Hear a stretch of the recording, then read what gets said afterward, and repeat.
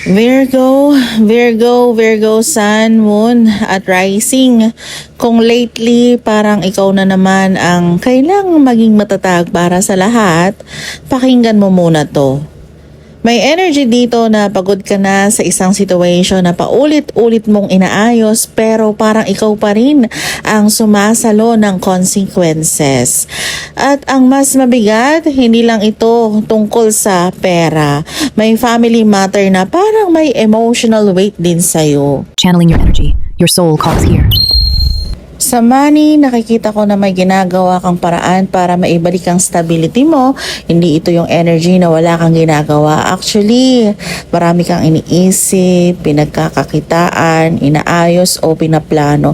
Pero may isang bagay na hindi umaandar sa pace na gusto mo.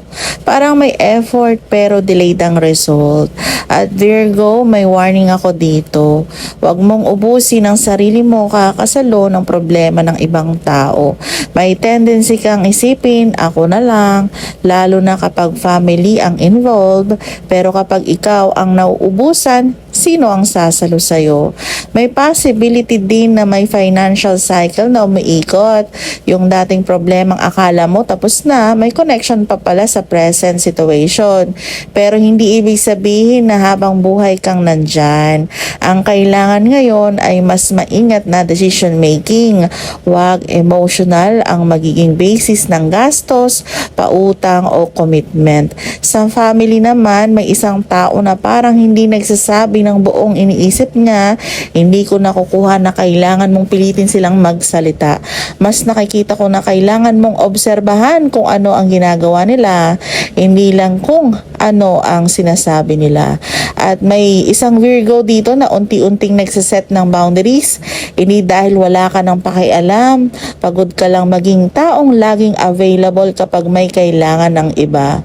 This week, ang strong message for your money and family is this. Protektahan mo muna ang stability mo.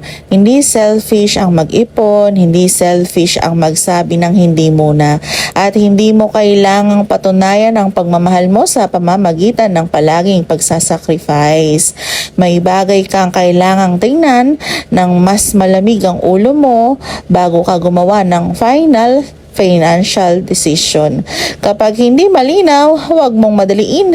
Your clarity is worth more than temporary relief. Virgo, sa love reading mo, may energy dito na may connection na hindi mo basta maalis sa isip mo kahit ilang beses mo nang sinusubukang maging okay. Ang interesting dito, hindi naman necessarily dahil gusto mong habulin ng tao. Mas parang may parte sa'yo na nagsasabing, bakit parang hindi pa talaga tapos? Kung may ka-relationship ka, may emotional distance na kailangan pag-usapan, pwedeng physically magkasama kayo, pero mentally, parang may wall.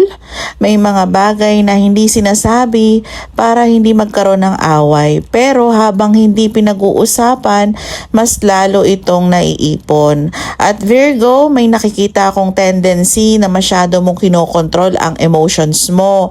Kapag nasaktan ka, tahimik. Kapag disappointed ka, nag-a-adjust ka. Kapag gusto mong magtanong, minsan pinipigilan mong sarili mo dahil ayaw mong magmukhang needy.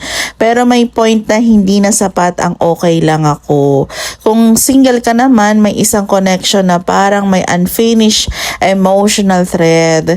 Hindi ko sasabihing automatic na babalik ang isang tao, pero may memory, attachment, o unresolved feeling na hindi pa completely na-process ng isa sa inyo. Kaya kahit wala namang communication, para may presence pa rin sa isip mo. At dito, very specific Virgo ha. May taong maaring mukhang cold, logical, or detached sa labas pero hindi ibig sabihin na wala siyang iniisip. May problema, hindi siya madaling magpakita ng vulnerability. Mas pipiliin niyang mag-observe kaysa umamin agad. Pero ikaw naman, kailangan mong bantayan yung tendency na ma-fill in the blanks. Kapag tahimik siya, wag mong ikaw ang gumawa ng buong story, ha? Kapag distant siya, wag mong ikaw ang magbigay ng dahilan para sa kanya. Kapag gusto kanya, responsibility niyang ipakita yon ng malinaw.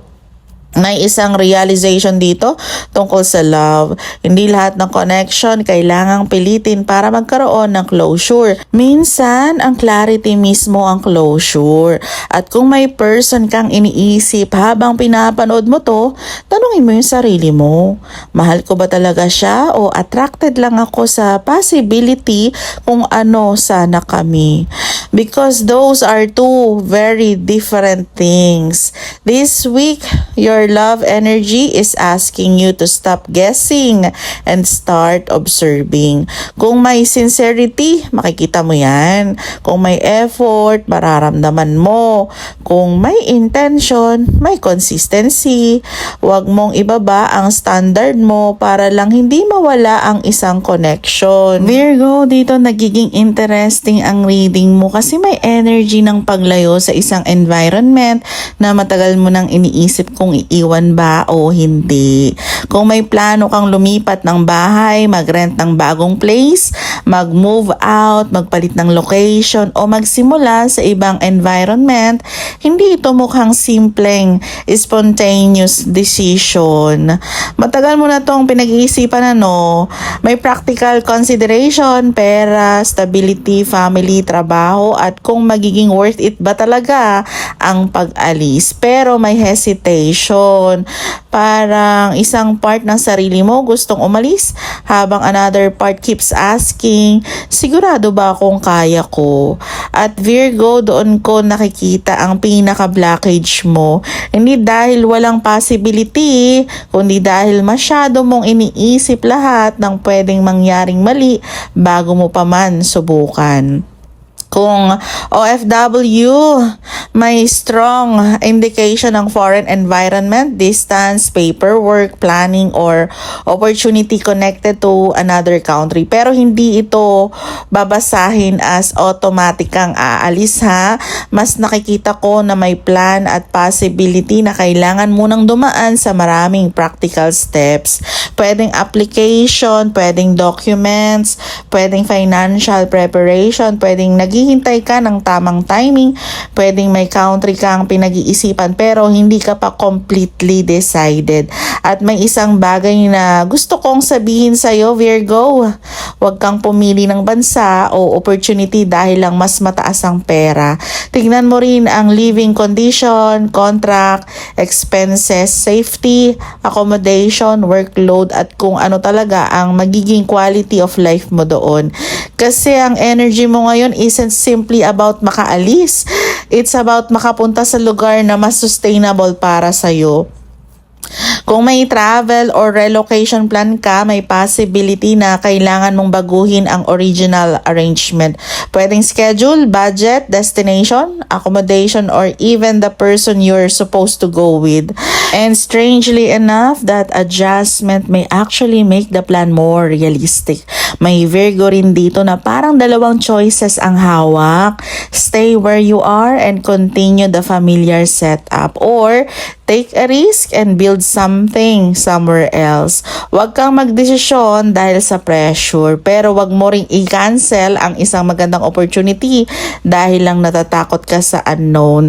Ang guidance dito, gawin mong concrete ang plano, mag-compute, mag-research, ayusin ang documents, maganda ng backup fund, at magkaroon ng plan B. Kasi kapag may solid kang preparation, hindi natakot ang nagde-decide para sa'yo. Virgo, may movement sa plans mo, but this time, hindi sapat na gusto mo lang umalis, ha? Kailangan alam mo kung saan ka pupunta at bakit. Virgo, sa career energy mo, ang unang pumapasok sa akin ay mental exhaustion. Parang hindi naman talaga trabaho ang problema mo. Ang problema is yung feeling na ang dami mong ginagawa, pero hindi mo nakikita agad yung proportional ba ang balik sa effort mo.